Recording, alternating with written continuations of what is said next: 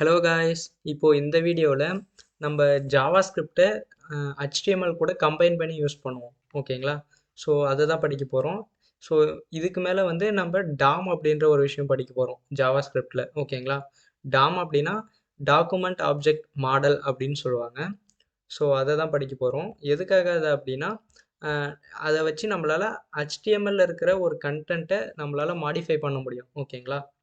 So இதுக்கு மேலே தான் நம்ம வந்து HTML கூட கம்பைன் பண்ணி ரியல் டைமாக ப்ராஜெக்ட் பண்ண போகிறோம். இவ்வளோ நாள் நம்ம HTML ஜாவாஸ்கிரிப்டோட பேசிக்ஸ் மட்டும்தான் படிச்சுட்டு இருந்தோம். ஓகேங்களா?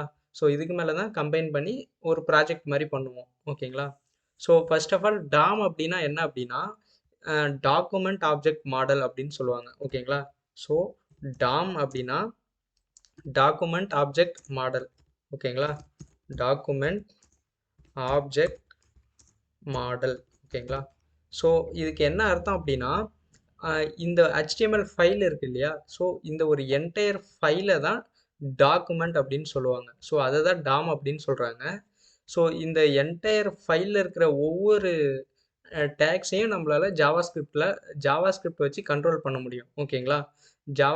ஜாவாஸ்கிரிப்டோட ஒரு ஆப்ஜெக்டை கன்சிடர் பண்ணி நம்மளால எடிட் பண்ண முடியும். ஸோ அதனால தான் இதை வந்து டாக்குமெண்ட் ஆப்ஜெக்ட் மாடல் அப்படின்னு சொல்கிறாங்க. ஸோ அந்த டாக்குமெண்ட் அப்படின்னா இந்த ஒரு டோட்டல் HTML ஃபைல் தான். ஓகேங்களா? ஸோ இந்த HTML file total HTML file top to bottom இது ஃபுல்லாக சேர்ந்தது தான் டாக்குமெண்ட். ஓகேவா? ஸோ இந்த ஒரு டாக்குமெண்ட்டை தான் நம்ம வந்து ஜாவாஸ்கிரிப்ட் வழியாக அக்சஸ் பண்ணுறதுனால டாக்குமெண்ட் ஆப்ஜெக்ட் மாடல் அப்படின்னு சொல்கிறாங்க. இப்போதைக்கு புரியாத மாதிரி இருக்கும். பட் ஆனால் கண்டிப்பாக நம்ம இதை கோட் பண்ணும்போது உங்களுக்கே நல்ல நாலேஜ் வந்துடும். ஓகேங்களா? ஓகே.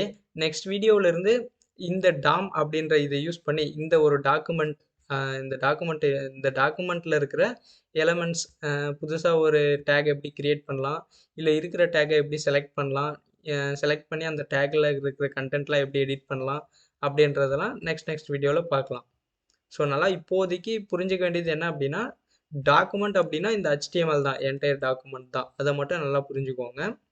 ஸோ இந்த என்டையர் டாக்குமெண்ட் எடிட் பண்ணுறதுனால தான் அந்த டாக்குமெண்ட் ஆப்ஜெக்ட் மாடல் அப்படின்னு சொல்கிறாங்க. ஓகேங்களா?